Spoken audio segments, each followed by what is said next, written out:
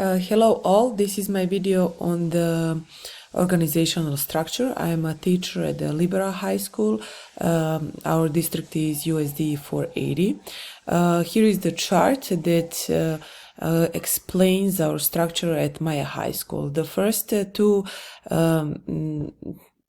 persons, or the board member and superintendent, they are above everybody, above all of the schools in Liberal, Kansas. So the board members, they are making the decisions, then they are passing down to superintendent, and then the school principal is the main person for our high school. What I would like to say is that our school is run vertically with a functional structure, which means that we have different people who are kind of experts in the field, that they have their duties and obligation, and then they are also responsible for the certain group of the people.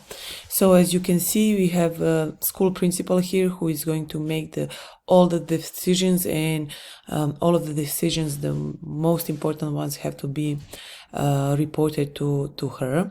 Then we have three assistant principal, and then also the athletic director is also the one of the principals, but that he's kind of at the same level. So athletic director,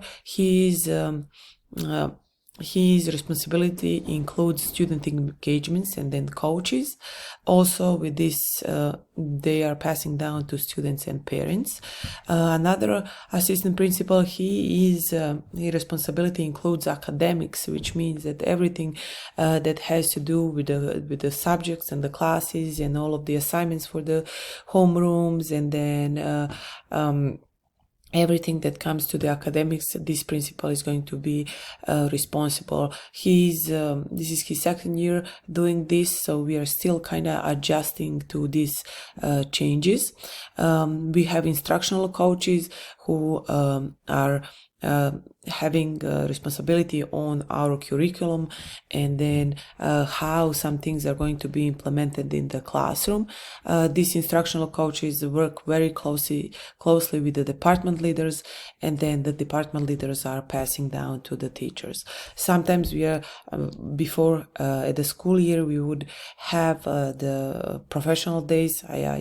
I assume all of us will have those, and then the instructional coaches are going to be the ones who are in charge, and then passing the knowledge and then the expectations for the new school year. I put counselor and accounting like in the separate chart, that they are below the principal, but they are just like they're not under any of the principals. So the counselor works on the student schedules, and also like on social emotional health for the students, and then the accounting is the money wise for the school. One of the principals, the assistant principal, his responsibility are safety, all of the tornado and Alice drills. He is responsible for this, so he will be working on those throughout the year.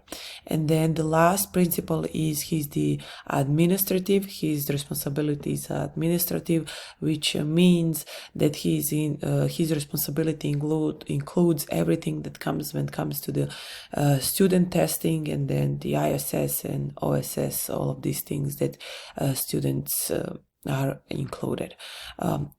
At the bottom, I put students and parents. All of us are kind of working together for the students and parents, because we are a student-oriented school, and we are trying to do everything for our students.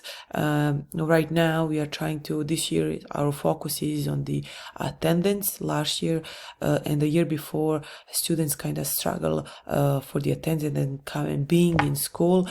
I probably have mentioned we are using flex mode schedule, which kind of makes easier for students to skip when they have PLT, which is the personal learning time.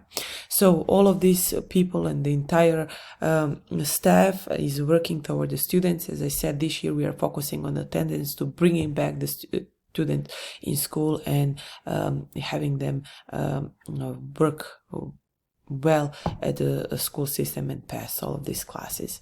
If you have any questions, please let me know. Thank you. Bye.